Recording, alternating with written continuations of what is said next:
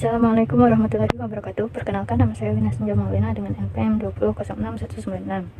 Kali ini saya akan membahas mengenai studi kasus aturan logika proposisi dan first order logic. Untuk studi kasus yang pertama, di sini ada pada suatu hari Anda hendak pergi ke kampus dan baru sadar bahwa Anda tidak memakai kacamata. Setelah mengingat-ingat, ada beberapa fakta yang Anda pastikan kebenarannya. Jika kacamataku ada di meja dapur, maka aku pasti sudah melihatnya ketika sarapan pagi. Aku membaca koran di ruang tamu, atau aku membaca di dapur. Jika aku membaca koran di ruang tamu, maka pastilah kacamataku kuletakkan di meja tamu. Aku tidak melihat kacamataku pada waktu sarapan pagi. Jika aku membaca buku di ranjang, maka kacamata aku letakkan di meja samping ranjang. Jika aku membaca koran di dapur, maka kacamataku ada di meja dapur. Berdasarkan fakta-fakta tersebut, tentukan di mana letak kacamata tersebut.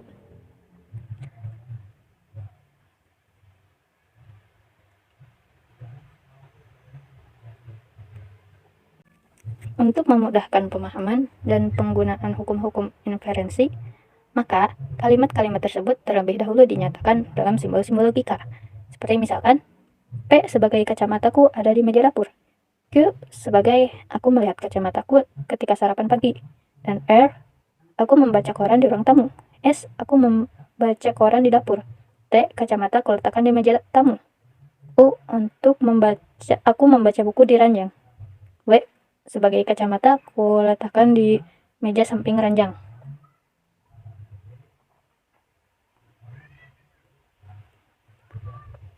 Dengan simbol-simbol tersebut, maka fakta-fakta di atas dapat ditulis sebagai berikut. P, kacamataku ada di meja dapur, maka aku melihat kacamataku ketika sarapan pagi. R, disjungsi dari S. R sama dengan T. Negasi Q, lalu U sama dengan W. S sama dengan P. Lalu inferensi yang dapat dilakukan adalah sebagai berikut. Di samping ini, di mana P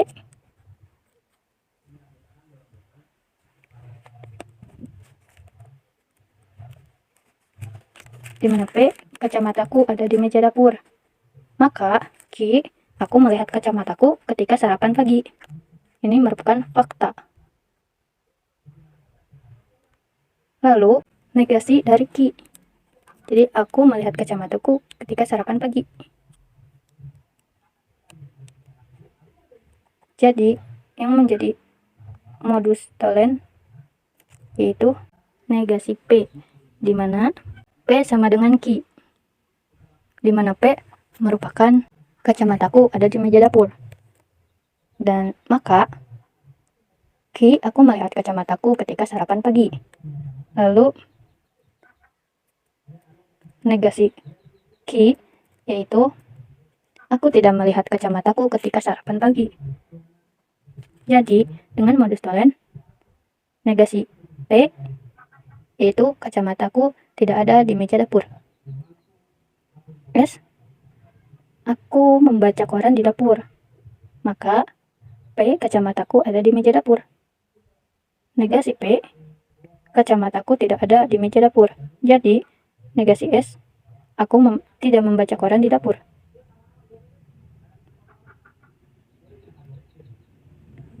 R, disjungsi dari S. Negasi S, aku tidak membaca koran di dapur. Jadi R, aku membaca koran di ruang tamu. R, aku membaca koran di ruang tamu, maka T, kacamataku kuletakkan di meja tamu. Kesimpulannya, R, aku membaca koran di ruang tamu. Jadi T, kacamata kuletakkan di meja tamu. Kesimpulan, kacamata ada di meja tamu. Kemudian pada studi kasus 2, itu hukum pernikahan menyatakan bahwa suatu pernikahan adalah tidak sah jika kedua mempelai memiliki hubungan keponakan. Suatu pernikahan didapatkan fakta bahwa Wati menikah dengan Andi, Wati adalah anak kandung Budi, Budi adalah saudara kembar Andi, buktikan bahwa pernikahan Wati dan Andi adalah tidak sah.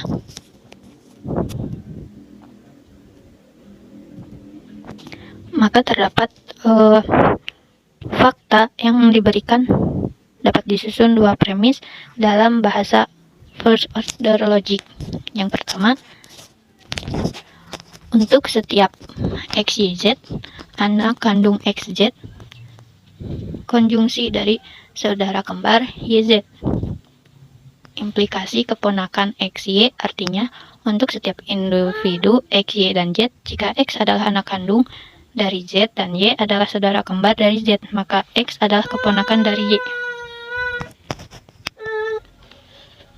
Anak kandung Wati Budi, konjungsi dari saudara kembar Budi Andi, artinya Wati adalah anak kandung dari Budi dan Budi adalah saudara kembar dari Andi. Dari kedua premis tersebut dapat disimpulkan secara logis dengan menggunakan modus ponens bahwa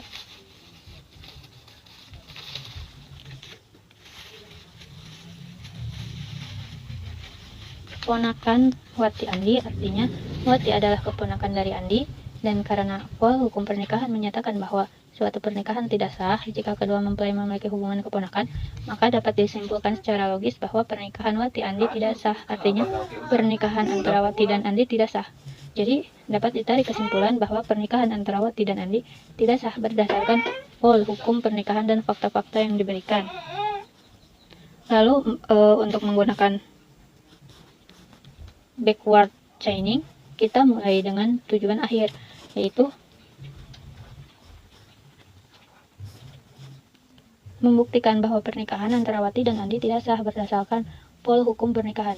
Kemudian kami mencari aturan atau fakta yang diperlukan untuk membuktikan tujuan tersebut.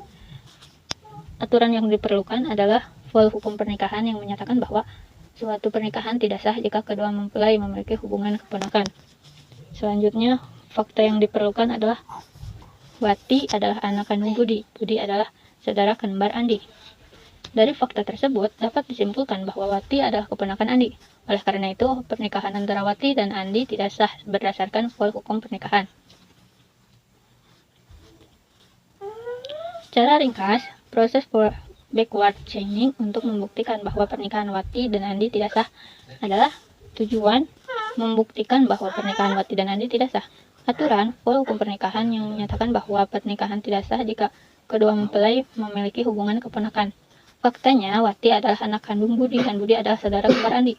Kesimpulan, pernikahan Wati dan Andi tidak sah karena Wati adalah keponakan Andi. Sekian yang bisa saya sampaikan. Wassalamualaikum warahmatullahi wabarakatuh.